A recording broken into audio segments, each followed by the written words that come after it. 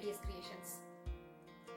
ಯಾರೆಲ್ಲ ಹೊಸದಾಗಿ ಚಾನಲ್ನ ನೋಡ್ತಾ ಇದ್ದೀರಾ ಸಬ್ಸ್ಕ್ರೈಬ್ ಮಾಡ್ಕೊಳ್ಳಿ, ಲೈಕ್ ಮಾಡಿ, ಶೇರ್ ಮಾಡಿ, ಕಮೆಂಟ್ ಮಾಡಿ, ಪಕ್ಕದಲ್ಲೇ ಇರೋ ಬೆಲ್ ಐಕಾನ್ ಮೇಲೆ ಕ್ಲಿಕ್ ಮಾಡಿ. ನಾನಿವತ್ತು ಮೊಳಕೆ ಕಾಳು ಸಾರನ್ನ ಮಾಡ್ತಾ ಇದ್ದೀನಿ. ಎಲ್ಲರ ಮನೆಯಲ್ಲೂ ಮೊಳಕೆ ಕಟ್ಟಿದ ಸಾರು ಮಾಡ್ತಾರೆ, ಬಟ್ ಅವ್ರದೇ ಆದ ರೀತಿಯಲ್ಲಿ ಅವ್ರದೇ ಆದ ಸ್ಟೈಲ್ನಲ್ಲಿ ಮಾಡ್ತಾರೆ. ನಾನು ಯಾವ ರೀತಿ ಮಾಡ್ತೀನಿ ಅನ್ನೋದನ್ನ ಸ್ಟೆಪ್ ಬೈ ಸ್ಟೆಪ್ ತೋರಿಸ್ತೀನಿ, ಬನ್ನಿ. ನಾನಿವತ್ತು ಸ್ವಲ್ಪ ಡಿಫ್ರೆಂಟ್ ಆಗಿ ಕೆಲವು ಚೇಂಜಸ್ಗಳನ್ನು ಮಾಡಿ ನೆಲಮಂಗಲ ಸ್ಟೈಲ್ನಲ್ಲಿ ಮೊಳಕೆ ಕಟ್ಟಿದ ಸಾಂಬಾರನ್ನ ಮಾಡ್ತಾ ಇದ್ದೀನಿ. ಈ ರೀತಿ ನೀವು ನಿಮ್ಮ ಮನೆಯಲ್ಲಿ ಸಾಂಬಾರನ್ನ ಮಾಡಿ ಈ ಟೇಸ್ಟ್ ನಿಮಗೆ ಖಂಡಿತವಾಗ್ಲೂ ಇಷ್ಟ ಆಗುತ್ತೆ. ಯಾಕಂದ್ರೆ ನಮ್ಮ ಮನೆಯಲ್ಲಿ ಯಾವುದೇ ಅಡುಗೆ ಮಾಡಿದ್ರು ಏನೂ ಹೆಚ್ಚು ಕಡಿಮೆ ಆಗದೆ ಉಪ್ಪು, ಹುಳಿ, ಖಾರ ಎಲ್ಲ ಕರೆಕ್ಟ್ ಆಗಿರಬೇಕು. ಆ ರೀತಿ ನಮ್ಮ ಮನೆಯಲ್ಲಿ ಅಡುಗೆ ಆಗುತ್ತೆ. ನಾನಿಲ್ಲಿ 300 ಗ್ರಾಮ್ನಷ್ಟು ಹುಳ್ಳಿಕಾಳು, ಹಾರ್ಸ್ ಗ್ರಾಮ್ನ ತಗೊಂಡು ಇಡೀ ರಾತ್ರಿ ನೀರಲ್ಲಿ ನೆನೆಸಿ ನೆಕ್ಸ್ಟ್ ಡೇ ನೀರನ್ನೆಲ್ಲ ತೆಗೆದು ಡ್ರೈ ಮಾಡಿ ಮೊಳಕೆ ಬರೆಸಿ ತಗೊಂಡಿದ್ದೀನಿ. 2 ದೊಡ್ಡ ಈರುಳ್ಳಿಯನ್ನು ತಗೊಂಡು ಉದ್ದದ್ದಾಗಿ ಕಟ್ ಮಾಡಿ ಇಟ್ಕೊಂಡಿದ್ದೀನಿ. 2 ಉದ್ದ ಬದನೆಕಾಯನ್ನು ತಗೊಂಡು ಕಟ್ ಮಾಡಿ ನೀರಲ್ಲಿ ಹಾಕಿ ಇಟ್ಕೊಂಡಿದ್ದೀನಿ. ಕಟ್ ಮಾಡಿದ್ಮೇಲೆ ಸಾಂಬಾರಿಗೆ ಹಾಕೋವರೆಗೂ ಅದು ನೀರಲ್ಲೇ ಹಾಕಿ ಇಟ್ಕೊಂಡಿರ್ಬೇಕು, ಇಲ್ಲಾಂದ್ರೆ ಕಪ್ಪಗಾಗುತ್ತೆ. 5 ದೊಡ್ಡ ಟೊಮ್ಯಾಟೋನ ಕಟ್ ಮಾಡಿ ಇಟ್ಕೊಂಡಿದ್ದೀನಿ. ಹಾಗೆ 2 ದೊಡ್ಡ ಆಲೂಗೆಡ್ಡೆಯನ್ನು ಸಹ ಕಟ್ ಮಾಡಿ ತಗೊಂಡಿದ್ದೀನಿ.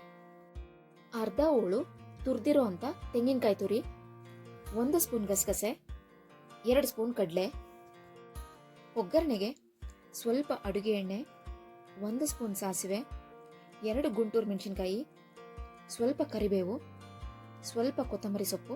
ಕೊತ್ತಂಬರಿ ಸೊಪ್ಪನ್ನು ನಾನು ಮಸಾಲ ರುಬ್ಕೊಳ್ಳುವಾಗ ಹಾಕೊತೀನಿ.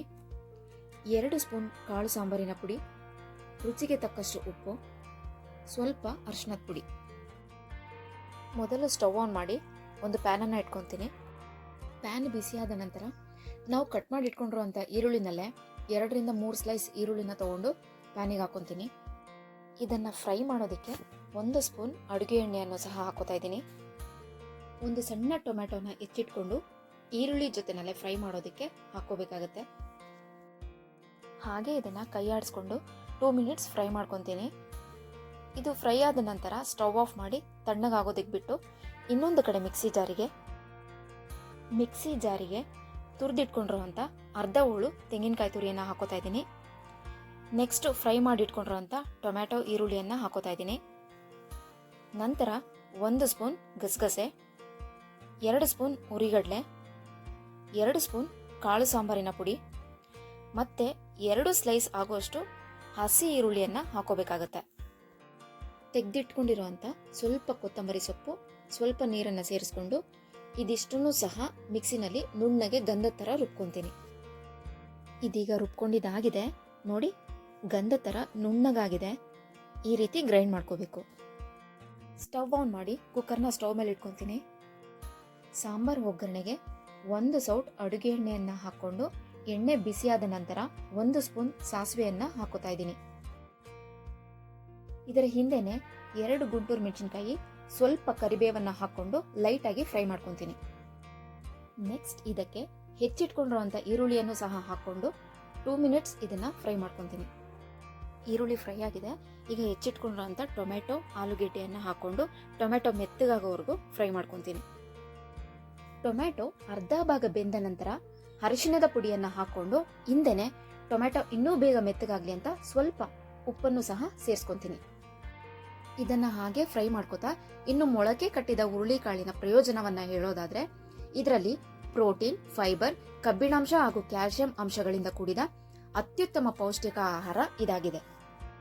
ಇದು ನಮ್ಮ ದೇಹದ ತೂಕವನ್ನು ಇಳಿಸಲು ಸಹಾಯ ಮಾಡುತ್ತೆ, ಹಾಗೆ ಜೀರ್ಣಶಕ್ತಿಯನ್ನು ಹೆಚ್ಚಿಸುತ್ತದೆ ಮತ್ತು ಮಧುಮೇಹವನ್ನು ನಿಯಂತ್ರಣದಲ್ಲಿಡುತ್ತೆ, ಹಾಗೆ ದೇಹಕ್ಕೆ ಅಗಾಧವಾದ ಶಕ್ತಿಯನ್ನು ನೀಡುತ್ತದೆ. ಟೊಮ್ಯಾಟೊ ಫುಲ್ಲು ಕಂಪ್ಲೀಟ್ ಆಗಿ ಮೆತ್ತಗಾಗಿದೆ. ಈಗ ನಾನು ಇದಕ್ಕೆ ಮೊಳಕೆ ಕಟ್ಟಿದ ಹುರುಳಿಕಾಳನ್ನು ಸೇರಿಸ್ಕೊಂಡು 1 ಸಾರಿ ತಿರುಗಿಸ್ಕೊತೀನಿ. ಹಾಗೆ ಇದಕ್ಕೆ ಹಿಂದೆನೆ ಹೆಚ್ಚಿಟ್ಕೊಂಡಿರುವಂಥ ಬದನೆಕಾಯಿಯನ್ನು ಹಾಕೊಂಡು ಕಾಳಿನ ಹಸಿ ವಾಸನೆ ಹೋಗೋವರೆಗೂ ಫ್ರೈ ಮಾಡ್ಕೊತೀನಿ.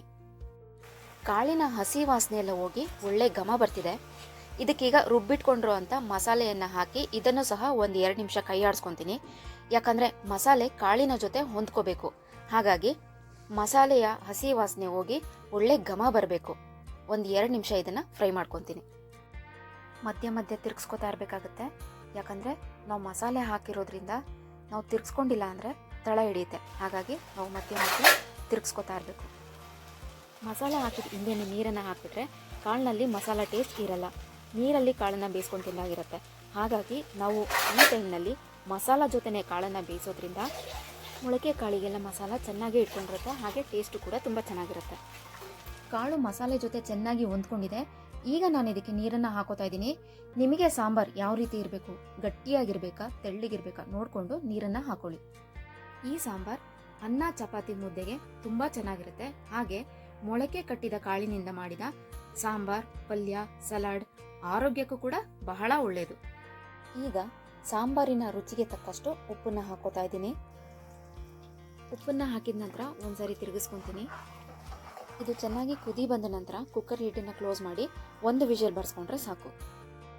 ಸಾಂಬಾರ್ ಕುದಿಯತ್ತಿದೆ. ಈ ಟೈಮಲ್ಲಿ ನಾನು ಕುಕ್ಕರ್ ಲಿಡ್ಡನ್ನು ಕ್ಲೋಸ್ ಮಾಡಿ 1 ವಿಷಲ್ ಬರ್ಸ್ಕೊತೀನಿ. ಕುಕ್ಕರ್ 1 ವಿಷಲ್ ಕೂಗಿ ತಣ್ಣಗಾಗಿದೆ.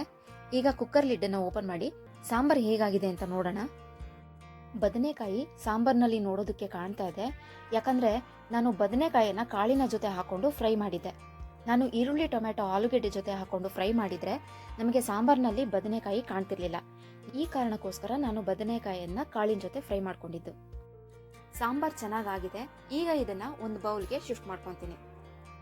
ಈ ಸಾಂಬಾರಿಗೆ ರಿಚ್ ಟೇಸ್ಟ್ ಕೊಡೋದೆ ಕಾಳು ಸಾಂಬಾರ್ ಪುಡಿ. ಕೇವಲ 3 ಇಂಗ್ರೀಡಿಯೆಂಟಿಂದ ಕಾಳು ಸಾಂಬಾರ್ ಪುಡಿ ರೆಡಿ ಆಗುತ್ತೆ. ಈ ಕಾಳು ಸಾಂಬಾರ್ ಪುಡಿಯನ್ನು ಮಾಡೋದು ಹೇಗೆ ಅಂತ ತಿಳ್ಕೊಬೇಕಾ? ಕೆಳಗೆ ಕಮೆಂಟ್ ಹಾಕಿ.